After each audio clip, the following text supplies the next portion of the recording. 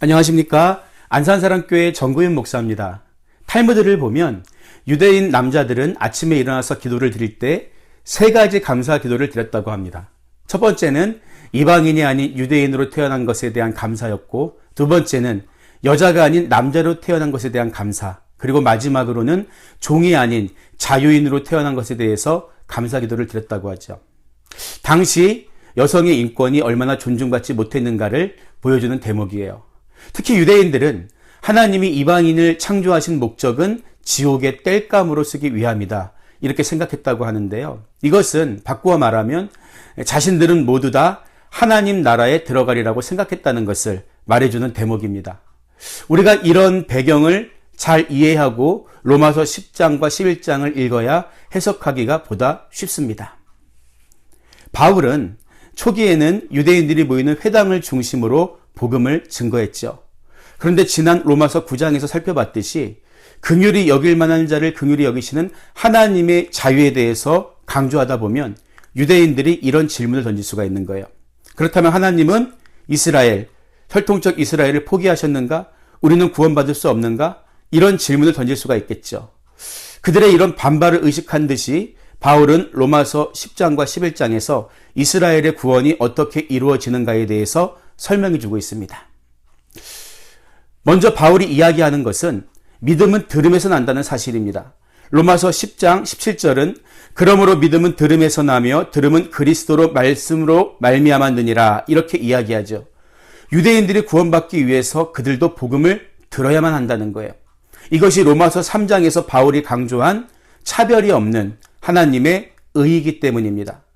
문제는 하나님이 이미 수차례 당신의 종들을 통해서 이 말씀을 들려주셨음에도 불구하고 그들이 듣지 않았다는 거죠. 그렇다면 하나님은 이스라엘 백성을 그냥 포기하시는 걸까요? 바울은 결코 그렇지 않다고 이야기합니다. 그 예로 엘리야 시대에 하나님이 7,000명의 사람들을 남겨두었다는 것을 예로 들고 있죠. 그래서 로마서 11장 5절을 보면 그런즉 이와 같이 지금도 은혜로 택하심을 따라 남은 자가 있느니라, 이렇게 이야기하고 있는 거예요. 하나님은 긍휼히 여길 만한 자를 긍휼히 여기시고 구원하시는데 이스라엘 백성들이라고 해서 예외는 아니라는 거죠. 이것이 이스라엘, 곧 유대인들에 대한 바울의 구원에 대한 입장이고 태도입니다. 성경에는 남은 자, 렘넌트 사상이 일관되게 흐르고 있어요. 하나님이 홍수로 세상을 멸하실 때도 노아와 그 가족은 살려주셨고, 여리고 성을 진멸하실 때도 기생 라합의 가족은 구원하셨습니다. 마지막 때 이스라엘의 구원도 마찬가지라는 거예요. 따라서 로마서 11장 26절에서 그리하여 온 이스라엘이 구원을 받으리라고 한 것은 이스라엘 사람들은 마지막 때에 모두 다 구원받는다는 말이 아니라 복음을 듣고 받아들인 이스라엘, 곧 남은 자들은 다 구원하신다는 이야기죠.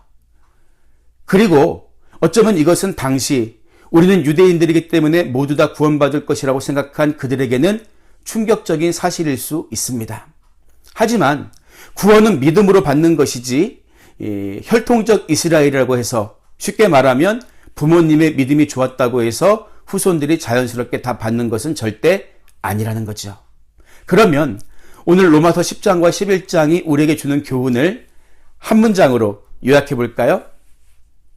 이스라엘이 모두 버림받은 것은 아니지만 모두 구원받는 것도 아니다. 구원은 오직 믿음으로만 이루어지는 것이죠. 다음 시간에 뵙겠습니다.